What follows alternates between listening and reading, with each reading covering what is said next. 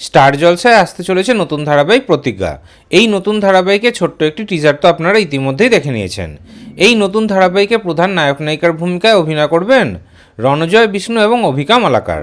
এই ধারাবাহিকটি রাজ চক্রবর্তীর প্রোডাকশনের আন্ডারে আসতে চলেছে। শেষ আমরা রাজ চক্রবর্তীর প্রোডাকশনের আন্ডারে গৃহপ্রবেশ ধারাবাহিকটি দেখতে পেয়েছি। ওই ধারাবাহিকটি কয়েকদিন আগেই শেষ হয়েছে। ধারাবাহিকের টিজার দেখার পর থেকেই রণজয় অভিকা জুটিকে দর্শকদের কিন্তু খুব ভালো লাগছে। তারা আর অপেক্ষা করতে পারছে না এই নতুন ধারাবাহিকটির জন্য। তারা বলছে যে কবে থেকে শুরু হবে এই নতুন ধারাবাহিকটি, আর এই নতুন ধারাবাহিকটিকে ভালো স্লটে দেওয়া হবে। তো এবার জানা গেল যে এই নতুন ধারাবাহিকটি কবে কোন স্লটে আসতে চলেছে।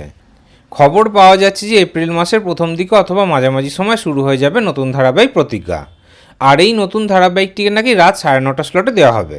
মানে মিলন হবে কতদিনে ধারাবাহিকের স্লটে নাকি দেওয়া হবে, অথবা অন্য কোনো স্লটেও এই নতুন ধারাবাহিকটিকে দেওয়া হতে পারে। তবে রাত 9:30 স্লটে দেওয়ার একটা বড় সম্ভাবনা রয়েছে। ওদিকে সন্ধ্যে 6টা স্লটেও এই নতুন ধারাবাহিকটিকে দেওয়া হতে পারে, মানে কম্পাস ধারাবাহিকের স্লটেও দেওয়া হতে পারে। তাহলে আপনারা কি চান, রণজয় বিষ্ণু এবং অভিকা মালাকারের নতুন ধারাবাহিক প্রতিজ্ঞা কবে কোন স্লটে আসুক?